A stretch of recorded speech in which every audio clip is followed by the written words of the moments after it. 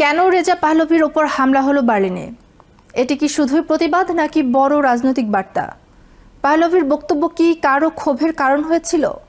ইরানের অভ্যন্তরীণ রাজনীতির সঙ্গে এই ঘটনার সম্পর্ক আছে কি?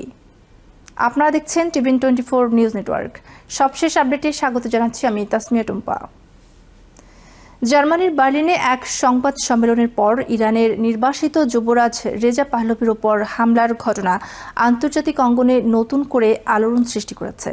এক অজ্ঞাত ব্যক্তি তার ওপর লাল রঙের একটি তরল নিক্ষেপ করে, যা প্রাথমিকভাবে টমেটো জুস বা লাল রং হিসেবে শনাক্ত করা হয়েছে।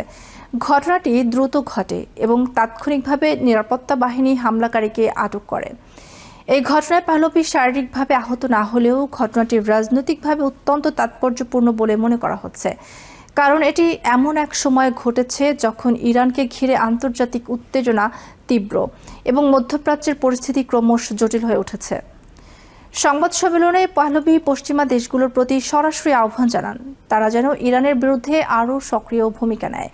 তিনি বলেন, কেবল কূটনৈতিক বক্তব্য বা নীরব সমর্থন দিয়ে পরিস্থিতি পরিবর্তন করা সম্ভব নয়, বরং বাস্তব পদক্ষেপ নিতে হবে যাতে ইরানের জনগণের ওপর দমন-পীড়ন বন্ধ হয়। তিনি বিশেষভাবে জার্মান সরকারের সমালোচনা করেন, কারণ তার সফরের সময় তারা তার সঙ্গে আনুষ্ঠানিকভাবে সাক্ষাৎ করেনি। তার মতে এটি শুধু একটি কূটনৈতিক ব্যর্থতা নয়, বরং ইরানের জনগণের প্রতি অবহেলার একটি উদাহরণ। পাহলভি তার বক্তব্যে বলেন, ইরানের পরিবর্তন আসার সময়ের ব্যাপার মাত্র।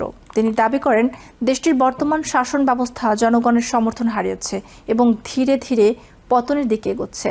তবে তিনি একই সঙ্গে সতর্ক করেন, এই পরিবর্তনের জন্য আরও অনেক মানুষকে মূল্য দিতে হতে পারে যদি আন্তর্জাতিক সম্প্রদায় কার্যকর পদক্ষেপ না নেয়। তিনি গত বছরের বিক্ষোভ দমনের ঘটনাগুলোর কথা উল্লেখ করেন, যেখানে হাজার হাজার মানুষ নিহত বা আহত হয়েছিল বলে অভিযোগ রয়েছে। তার মতে ইউরোপীয় দেশগুলো এই পরিস্থিতিতে যথেষ্ট কঠোর অবস্থান নেয়নি, যা ইরানের সরকারের জন্য সুবিধাজনক হয়েছে। বর্তমানে যুদ্ধবিরতি নিয়েও পাহলভির অবস্থান স্পষ্ট। তিনি বলেন, কূটনীতি অবশ্যই গুরুত্বপূর্ণ, কিন্তু এটি অসীম সময় ধরে চলতে পারে না। তার মতে ইরানের বর্তমান নেতৃত্ব অতীতে বহুবার আলোচনার সুযোগ পেয়েছে, কিন্তু তারা তাদের আচরণ পরিবর্তন করেনি। ফলে নতুন করে একই প্রক্রিয়া শুরু করলেও ভিন্ন ফল আসবে এমন বিশ্বাস করার কারণ নেই।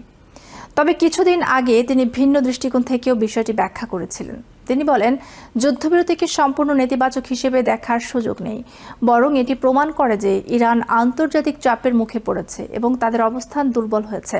এই অবস্থাকে তিনি একটি কৌশলগত সুযোগ হিসেবে দেখার আহ্বান জানান। এই দ্বিমুখী বক্তব্য থেকে বোঝা যায়, পাহলভি একদিকে আন্তর্জাতিক সমর্থন অর্জনের চেষ্টা করছেন, অন্যদিকে দেশের জনগণের মধ্যে আশাবাদ ধরে রাখতে চাইছেন। তার রাজনৈতিক অবস্থান অনেকটাই ভারসাম্যপূর্ণ, একদিকে পরিবর্তনের দাবি, অন্যদিকে বাস্তব পরিস্থিতির স্বীকৃতি। 1979 সালের ইরানি বিপ্লবের পর তার পরিবার ক্ষমতাচ্যুত হয় এবং তখন থেকেই তিনি নির্বাসনে বসবাস করছেন। তবুও তিনি আন্তর্জাতিক রাজনীতিতে একটি গুরুত্বপূর্ণ বিরোধী কণ্ঠ হিসেবে পরিচিত।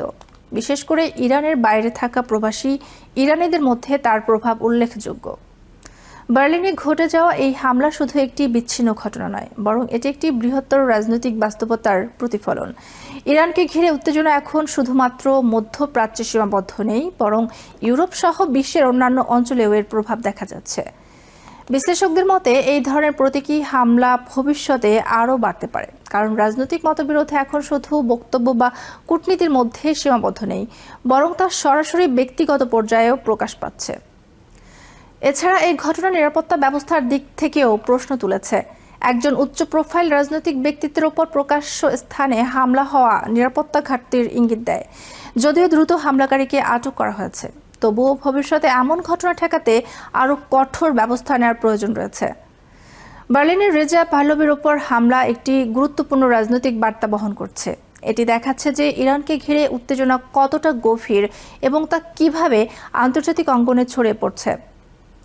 এই ঘটনার পর পশ্চিমা দেশগুলো কী ধরনের প্রতিক্রিয়া দেখায় এবং ইরান সম্পর্কিত তাদের নীতিতে কোনো পরিবর্তন আসে কিনা, সেটি এখন গুরুত্বপূর্ণ প্রশ্ন। একই সঙ্গে এটি পরিষ্কার যে ইরান ইস্যুতে ভবিষ্যতে আরও উত্তেজনা এবং রাজনৈতিক সংঘাত দেখা যেতে পারে। নিউ ইয়র্ক থেকে সম্প্রচারিত টিভিএন 24 টেলিভিশন বিশ্বজুড়ে বাঙালির কণ্ঠস্বর।